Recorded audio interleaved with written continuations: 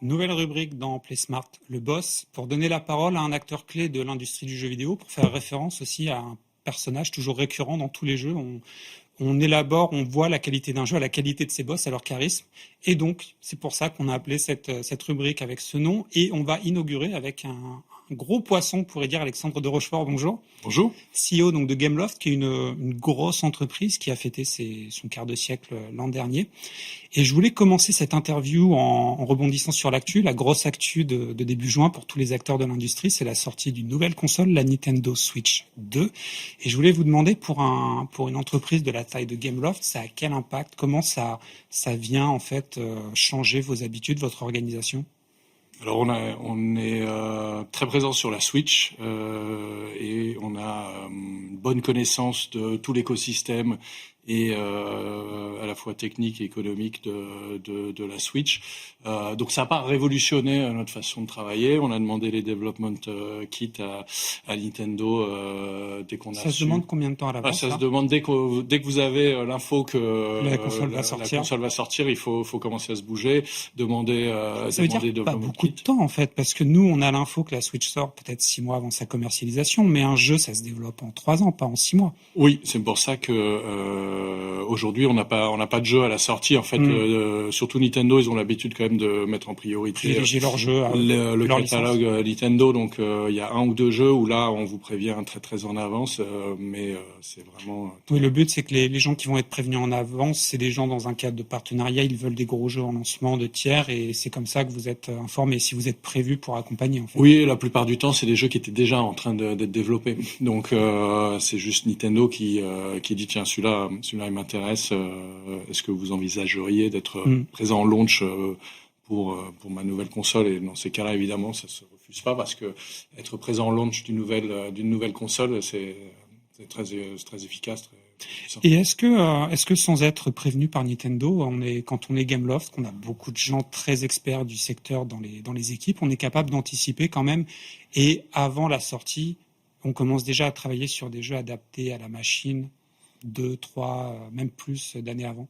C'est compliqué sans les tools de Nintendo. Pour savoir ce qu'il y a dans le moteur. Ouais, non, c'est vraiment compliqué. C'est difficile d'avancer sans l'aide de Nintendo ou de Sony ou Microsoft. Non, on a vraiment besoin de leur aide à ce moment-là. Et quand une nouvelle console arrive comme ça pour une entreprise comme la vôtre, c'est quoi? C'est les compteurs remis à zéro, il faut pas louper le virage pour continuer à exister. On peut avoir un accident industriel avec une nouvelle console qui est mal abordée? Non, je j'irai pas jusque là. On est quand même un marché de 184 milliards de dollars et si la Switch 2 est un succès phénoménal, c'est 3,5 millions de consoles qui ont été vendues depuis la sortie sur une base installée de centaines et centaines de millions. Donc c'est énorme, mais c'est compliqué de planter une boîte juste parce que elle a loupé la sortie de la Switch 2.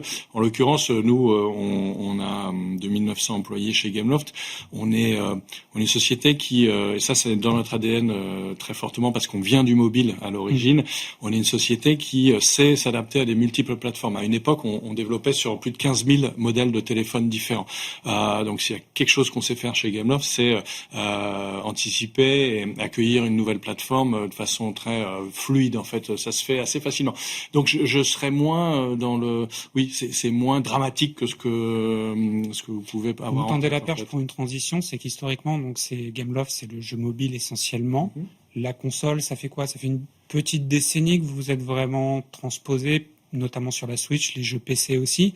Mais donc vous êtes aussi un éditeur et à la fois un créateur de jeux, ce qui fait que en 25 ans d'existence, vous couvrez quasiment tous les métiers qui existent, ou presque, dans le secteur? À part celui de distributeur physique, qui a existé à une époque, qui existe encore, mais qui prend de moins en moins de place. À part ce métier-là, non, je vois effectivement pas de métier qu'on ne fasse pas. Et juste pour préciser, ça fait 5 ans véritablement qu'on s'est lancé sur les PC consoles. Donc la sortie d'un jeu ou le début? Vraiment le choix stratégique de se lancer sur PC console était fait en janvier 2019, annoncé et validé par l'actionnaire à peu près à cette date-là, dans le premier semestre 2019. Le premier jeu vraiment d'envergure sorti à ce moment-là sur cette nouvelle axe stratégique, c'est Disney Dreamlight Valley qui est sorti septembre 2022. Et quand on veut basculer sur une plateforme en plus, par exemple pour Gameloft, comment ça se construit? Parce que j'imagine que vous lancez pas le lundi en ayant pensé le dimanche soir que ce serait une bonne idée. Il y a tout un process pour se dire on bascule sur des jeux consoles et on se transforme aussi. C'est pas les mêmes métiers qu'on va devoir créer dans l'entreprise. Ouais, mais c'est là où vraiment la collaboration avec la plateforme qui va lancer la nouvelle console, quelle qu'elle soit, est vachement importante parce que on a besoin. Vous voyez, si prenons l'exemple de la Switch 2, il y a une innovation assez amusante, c'est les deux joypads qui peuvent servir de souris. Bon, ben ça change en effet radicalement. Voilà, il faut le savoir. Et en fait, nous, ça nous a donné plein d'idées.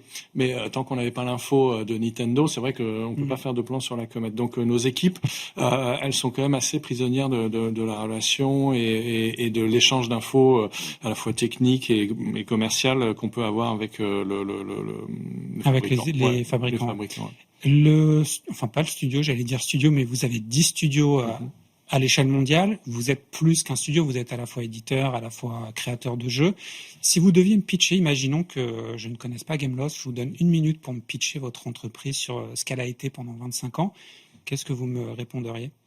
Sur ce qu'elle a été pendant 25 ans ou ce qu'on est aujourd'hui? Les deux vont ensemble, non? Okay. Jusqu'à l'instant T maintenant. Ok. Donc Gameloft, c'est peu de gens le savent, mais Gameloft, c'est l'inventeur du jeu vidéo sur téléphone mobile. En avril 2000, on a la vision de se lancer sur ce device qui. C'était pas évident à l'époque. Ouais, il fallait être vraiment visionnaire et les guillemots ont su l'être à ce moment-là. On a donc cette ambition de lancer des jeux sur ces téléphones mobiles parce qu'on a cette vision que les téléphones mobile va être dans la poche de tout le monde. Donc on a lancé de façon tout faire avec. Industrielle.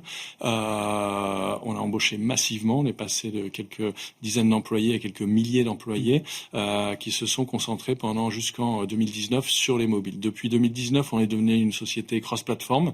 On fait 44% de notre chiffre d'affaires actuellement sur PC console et le reste essentiellement sur mobile. On a 10 studios à travers le monde. On a 2 grandes qualités. On sait faire des jeux PC console de très grande qualité à des prix de revient incomparables, très compétitifs. Et très familiaux quand même, Dreamlight Valley par exemple. Alors en ce moment, on est sur c'est vrai qu'on est sur pas mal de projets très familiaux, mais Gameloft, c'est 25 ans d'existence et donc on sait faire des FPS aussi, on sait faire des MMORPG, des jeux de course. On a des jeux de course de voiture, donc on a un catalogue extrêmement varié. Donc ça, c'est une grande force, qualité des productions à des prix de revient qui, à mon avis, sont extrêmement compétitifs quand je regarde nos camarades dans l'industrie. Et le deuxième grande force de Gameloft, c'est qu'effectivement, on travaille sur le mobile depuis 25 ans maintenant, et donc tous les savoir-faire du mobile, on a su les appliquer au PC console. Et donc aujourd'hui, un jeu comme Disney Dreamlight Valley, c'est plus un game as a service qu'un jeu classique. Et donc l'essentiel des revenus du jeu proviennent des shops et des achats, et etc. Et ça, on le sait le faire de façon hyper efficace chez Gameloft parce qu'on vient de ce monde-là, en fait. Qu'est-ce que vous avez été chercher en plus, en fait, quand vous avez transposé vos ambitions sur les nouvelles plateformes PC console? Parce que on imagine bien qu'il y avait des compétences que vous n'aviez pas. Complètement, ouais. Et il a fallu aborder ce segment de façon très humble, en reconnaissant qu'on avait des avantages compétitifs intéressants venant du mobile, mais en reconnaissant aussi que il manquait plein de choses, plein de briques, effectivement. Et donc, ce qu'on a essayé de faire, et le timing était parfait parce que, je vous cache pas que, vous le savez aussi bien que moi, le marché du jeu vidéo a été un moment un peu compliqué. Mais après, et il y a eu beaucoup de départs. Et donc, on est arrivé à un moment, on a essayé de recruter des profils plus seniors, des profils avec des track records de très grande qualité, des références qui venaient du jeu vidéo. Donc, on a embauché des gens qui viennent de chez Ubisoft, des gens qui viennent de chez EA, vraiment des grands du jeu vidéo PC console, et donc on a sensiblement renforcé nos équipes de ce point de vue-là au Canada, en Australie, en France, en Espagne, sur nos gros studios de création. Je pense à un jeu là, français qui est en train de cartonner, qui sera peut-être jeu de l'année. Je pense que vous avez deviné, Clair Obscur, Expédition 33. C'est des anciens d'Ubisoft qui ont créé leur propre studio avec beaucoup de liberté. Ils ont fait le jeu auquel ils rêvaient de jouer. En fait, c'est un JRPG à la française. Vous, dans vos 10 studios, est-ce que c'est possible qu'un tel projet émerge? Est-ce que dans le fonctionnement de Gameloft, on donne les coups des franches, la liberté totale aux créatifs sur certains projets? J'ai vraiment la faiblesse de le croire. Je l'espère parce qu'en effet, le succès est phénoménal et la qualité du jeu clair-obscur est un bon rappel pour les plus grosses entreprises qu'il faut faire vraiment attention à la créativité de ses employés. Et c'est vrai que voilà, nous Gameloft c'est 2900 employés à travers le monde, donc ça reste quand même une grosse structure c'est un vrai, mais c'est un défi focus de réussir à laisser pour nous de laisser la création. Il se trouve que historiquement Gameloft c'est seulement une centaine d'employés en France, donc c'est une société française, mais seulement avec une centaine d'employés en France, et tout le reste est dans les pays étrangers. Donc de facto, Gameloft, c'est une boîte qui a laissé beaucoup de liberté et à ses studios. Ils sont très loin déjà. On a un studio en Indonésie, à Yogyakarta, un autre à Brisbane. On en a 2 au Vietnam. On en a en Ukraine.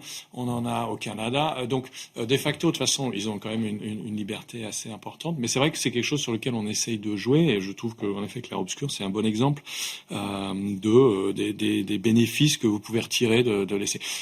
Maintenant, on a un directeur créatif qui chapeaute tout ça. C'est quand même un peu structuré. Mais je dirais que par rapport à d'autres boîtes de notre taille, je pense qu'on laisse quand même pas mal de liberté à nos équipes. Je vous ai demandé tout à l'heure comment vous auriez défini Gameloft sur les 25 années qui ont passé jusqu'à aujourd'hui.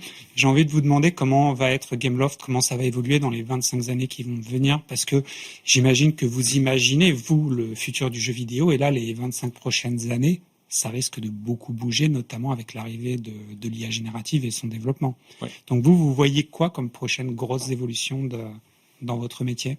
Donc déjà, on essaie de voir les 5 prochaines années pour commencer. Pas mal, déjà. Ouais, pour commencer. On a essayé de vraiment construire Gameloft brique après brique reconstruire depuis quelques années. Et la première mission qu'on s'était donnée, c'était vraiment solidifier la défense. Si je prends une métaphore footballistique, on a commencé par la défense, faire de Gameloft une société rentable. En fait, pourquoi je vous dis ça, c'est pas très excitant en effet, parce qu'on là on parle plus de créativité, etc. Je parle juste de chiffres, mais c'est hyper important. Et c'est votre univers d'origine, hein. Oui, c'est CFO de Gameloft. Absolument. Moi, ça fait 25 ans que je suis chez Gameloft, mais c'est vrai que j'ai commencé en tant que CFO. Et ce qu'on observe, qu'il suffit d'ouvrir les yeux, j'enfonce une porte ouverte là, mais c'est que le métier est devenu ultra compétitif. On a en face de nous des mastodontes, des sociétés qui sont gigantesques. On a vu l'émergence de la Chine, donc de boîtes comme NetEase, comme Tencent. Et en face de ça, vous avez Microsoft qui rachète Activision, etc. Donc, c'est encore possible de faire des gros succès dans l'industrie quand vous n'êtes pas un géant. On l'a prouvé avec Disney Dreamlight Valley. On a l'exemple de Clair Obscur. Mais ce que j'observe moi quand même, c'est que les sociétés qui sont mal organisées, qui sont fragiles financièrement, sont toutes en train de disparaître très rapidement. Et là, les 4 dernières années, ça a été terrible de ce point de vue-là. Donc déjà, ce qu'on a essayé de faire, et c'est un vrai gros succès sur les 4 dernières années, Gameloft, c'est 25 millions d'EBITDA par an, 2021, 2022, 2023, 2024 en moyenne. C'est l'année dernière le plus gros cash flow opérationnel jamais réalisé, 22 millions d'euros de cash flow sur un chiffre d'affaires d'un peu moins de 300 millions d'euros. Donc ça y est, je suis content, on a les bases solides. Ensuite, on est en train de faire le milieu de terrain, si je puis dire. Désolé, j'adore le foot. La créativité, moi aussi, ça tombe bien. Voilà. Et ça, c'est les nouvelles créations. Donc pour les 5 prochaines années, voilà, je suis content, on a une base solide.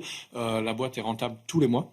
C'est pas à la fin de l'année, on fait pas les résultats de Gameloft. La maison est bien tenue. Voilà, maison est bien tenue. Désormais, la croissance future, ça va venir des créations, de la créativité. Donc c'est là où on a commencé à investir en effet sur les studios, sur des nouveaux talents, sur des gens avec des track records un peu plus élevés que ce que Gameloft a l'habitude de faire venir. Et donc là, Gameloft aujourd'hui a le plus beau line-up, à mon sens, de toute son histoire. Et donc comme on est sur des jeux cross-platform avec beaucoup d'ambition, c'est des jeux qui seront PC console plus mobile, c'est 3 à 4 ans de développement pour chacun de ces jeux. Donc là, on se projette vraiment tous ensemble. Pas plus de 4-5 ans. Jusqu'en 2028-2029, on a une idée assez précise de ce que va être Gameloft en 2028. On sait à peu près au-delà. Et ensuite, au-delà, ça va être, on va dire, c'est l'attaque. Et là, on a une mission qui nous a été donnée par l'actionnaire d'être plus agressif sur le M&A. Gameloft n'a pas un historique de M&A très développé. On a acheté 2 petites boîtes sur 25 ans d'existence, donc et on nous a demandé d'accélérer là-dessus. Et je pense qu'effectivement, si je me projette à plus long terme, j'imagine bien un Gameloft qui devient sensiblement plus gros à travers du M&A. Ça, Ça, c'est vraiment pour la partie vraiment corporate, mais c'est comme ça qu'on le voit. Et je voulais vous poser une question un peu personnelle, parce que j'ai ouï dire que vous étiez non seulement fan de foot, mais fan de l'univers de Zelda aussi. Ouais. Une licence comme Zelda, quand une entreprise arrive à la faire éclore, c'est un change maker, un game changer. Est-ce qu'il y a des équipes chez vous qui essayent de travailler, alors peut-être pas un jeu d'aventure, mais à un Zelda ou un Mario pour Gameloft? Là, dans le line-up 2025-2028, ouais, j'estime qu'on a 2 jeux qui, en termes d'ambition, sont à ce niveau-là, complètement. Et qui peuvent donc s'intégrer ensuite sur plusieurs épisodes, plusieurs décennies. Ouais, c'est l'idée. Et ça changerait quoi en termes d'ambition, en termes de recrutement? Parce que je pensais à une chose, donc je voulais vous demander, mais là vous me parlez des bilans financiers qui sont très bons. Par contre, dans le jeu vidéo, il y a un souci de féminisation. Est-ce que quand on a une maison bien tenue, qu'on a des projets intéressants, est-ce qu'on peut prendre un peu plus de risques en s'efforçant, par exemple, d'intégrer plus de femmes dans les équipes, en se disant on prend des risques peut-être sur des nouveaux profils? Complètement. Nous, on a de plus en plus de femmes chez Gameloft. Le métier s'est énormément féminisé, notamment via le mobile. Le mobile. Après, ça dépend des métiers, je crois. Il y a des métiers qui restent encore très masculins. Oui, sur tout ce qui est programmation, développeur, ça. Quand je vois Gameloft, en tous les cas, je sais pas pour mes camarades, mais oui, nous, c'est fait sur ces métiers-là. Mais sur la narration, notre directrice de la narration, c'est une jeune femme. C'est quand même pas mal féminisé, et pas que en communication. Les postes finance et RH. Mais oui, il nous reste beaucoup de chemin à parcourir de ce point de vue-là encore. Mais c'est vrai que c'est les jeux qu'on est en train de faire aujourd'hui, comme Disney Dreamlight Valley, qui est le plus gros succès de l'histoire de Gameloft. On approche les 300 millions d'euros de chiffre partenariat d'affaires. avec Disney. Avec nos amis Disney, ouais. Vous parliez d'un game changer pour Gameloft. On en a eu, toute l'histoire de Gameloft est jalonnée de game changer. On a eu en 2008 le lancement par Steve Jobs de l'App Store, juillet 2008. En septembre, on sort Asphalt, énorme succès. 2013, le premier jeu free-to-play, c'est Million Rush, énorme succès. Et là, 2022, on a eu et donc Disney Valley. On va attendre votre prochain Zelda-like de Gameloft. 2027-2028. Merci beaucoup, Alexandre de Rochefort. C'était passionnant de vous avoir pour cette première de la séquence Le Boss. On vous réinvitera sur le plateau de PlaySmart si vous voulez revenir avec grand plaisir. Je vous invite à rester quelques minutes de plus parce que on va accueillir un jeune talent, Julie Canet, qui développe un jeu vidéo qui a pour ambition de sensibiliser aux enjeux environnementaux. C'est tout de suite dans Level Up.